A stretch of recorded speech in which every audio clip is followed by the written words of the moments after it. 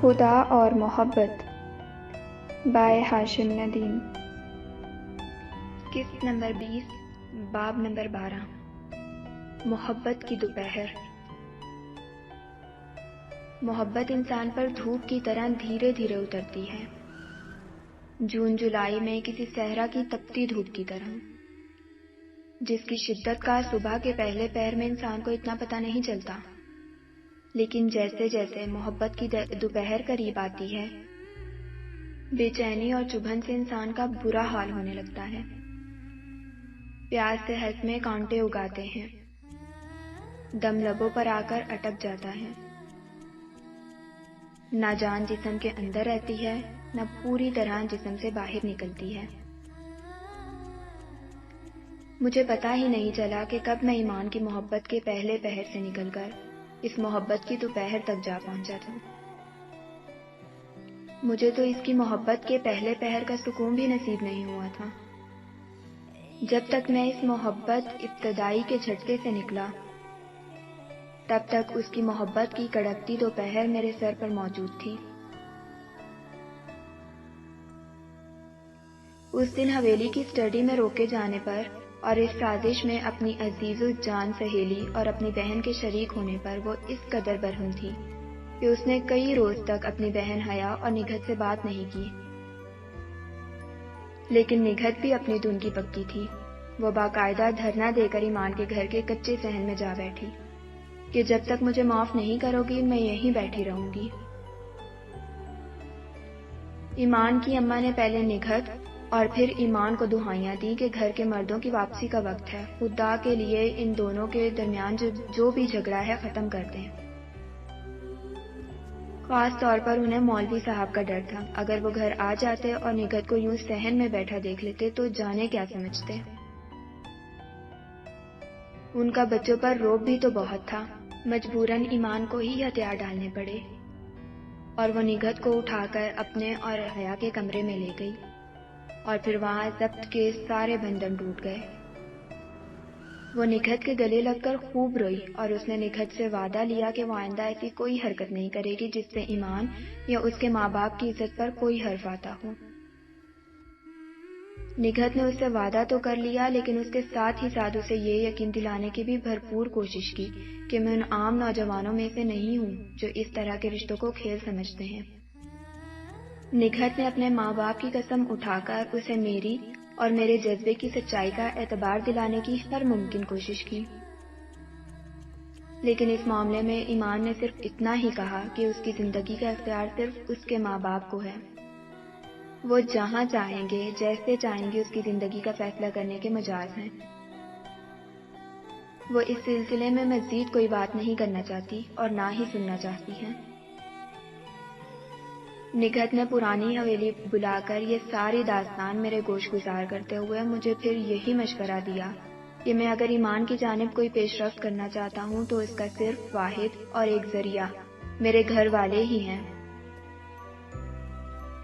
بہرحال مجھے ایک بات کا اطمینان تو ہو گیا تھا کہ ایمان فی الحال کہیں منسوب نہیں تھی، لیکن اس جیسی ماہتاب کے لیے جانے کتنے اور دل دھڑکتے ہوں گے، جانے اور کتنوں کی وہ نور نظر ہوگی۔ مجھے جو بھی کرنا تھا بہت جلد کرنا تھا، لیکن مجھے اپنے گھر والوں کے رد عمل کا اچھی طرح اندازہ تھا۔ شہر کے سب سے اونچے اور امیر گھرانے کا رشتہ، اور وہ بھی کسی غریب مولوی کے گھر۔ ہماری شان اور انا بھلے یہ کیسے برداشت کر سکتی، لیکن گھر والوں سے بات کیے بنا کوئی چارہ بھی تو نہیں تھا۔ مجھے مولوی صاحب کے گھر تک پہنچنے کے لیے اپنے گھر والوں کی شناخت کی ضرورت تھی۔ میری اپنی تو فی الحال کوئی شناخت بھی نہیں تھی، اور پھر وہی ہوا جس کی میں توقع کر رہا تھا۔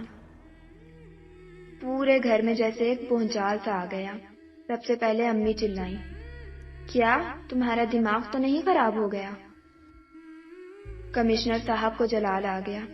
وہ منہ سے پائپ کا دھواں اگلتے ہوئے دھاڑے، ہماری 7 نسلوں کی عزت کو بٹا لگانے چلا ہے یہ۔ اب رینا بھابی نے برا سا منہ بنایا۔ واٹ ربش! سجاد بھائی نے سر پیٹ لیا۔ مجھے پتا تھا یہ کوئی نہ کوئی گل ضرور کھلائے گا۔ پورے گھر میں صرف عباد تھا جس نے آ کر میری پیٹھ ٹھونکی۔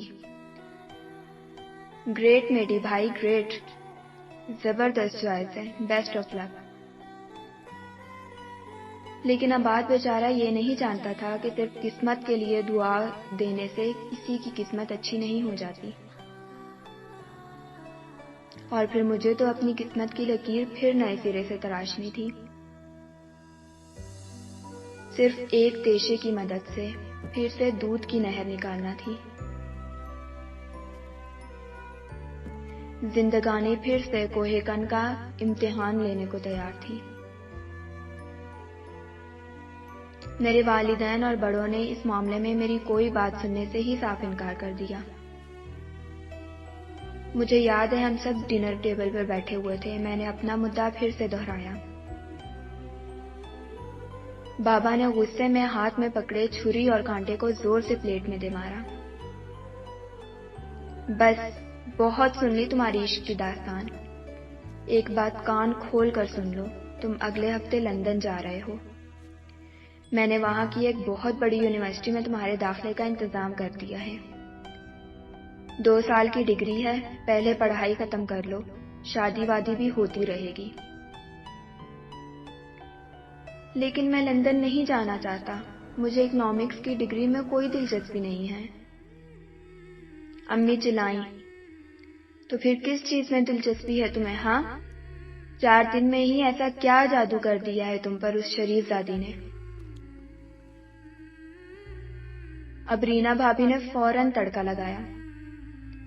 مجھے تو اسی دن اس پر شک ہو گیا تھا جس دن وہ یہاں پارٹی میں نیک پروین بنی بیٹھی تھی۔ اف، یہ چھوٹے لوگ۔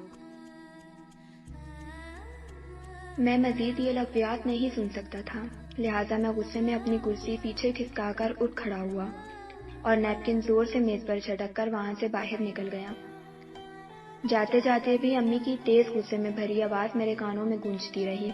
وہ شاید بابا سے کہہ رہی تھی، دیکھا آپ نے کس قدر خودسر ہو گیا ہے۔ میں تو کہتی ہوں۔ ان کا جملہ پورا ہونے سے پہلے میں ڈائننگ ہال سے باہر نکل چکا تھا، لیکن کاش میں اس دن وہاں کمرے سے باہر نکلنے سے پہلے امی کا پورا جملہ سن لیتا، تو اگلے دن وہ غضب نہ ہوتا جو ہوا۔ سوائے آباد کے تمام گھر والوں نے میرا مکمل بائیکاٹ کر رکھا تھا۔ اگلے دن میں یوں ہی گمسم اپنے کمرے میں بیٹھا تھا، اچانک نیچے سے امی اور بھابھی کے زور زور سے چلانے کی آوازیں آنے لگی، جیسے کسی سے لڑ رہی ہوں۔ پہلے تو میں نے اس بات پر کوئی خاص توجہ نہیں دی، کیونکہ آج کل گھر میں ایسے ڈرامے تقریباً روز ہی ہوتے تھے، لیکن کچھ دیر کے بعد مجھے احساس ہوا کہ یہ معاملہ تو کچھ مجھ سے متعلق ہے۔ میں جلدی سے اپنے کمرے سے باہر نکلا اور ریلنگ کے قریب آ کر دیکھا تو نیچے لاؤنج میں مولوی علیم سر جھکائے کھڑے تھے۔ ہماری ویڈیوز کو لائک اینڈ شیئر کریں اور ریڈ بٹن پر کلک کر کے ہمارے چینل کو سبسکرائب کر لیں اور آل نوٹیفیکیشن آن کر لیں تاکہ ہماری ہر نئی آنے والی ویڈیوز سب سے پہلے آپ کو ملتی رہیں، اور کمنٹ کر کے ہمیں بتائیں کہ آپ کو ہماری ویڈیوز کیسی لگیں۔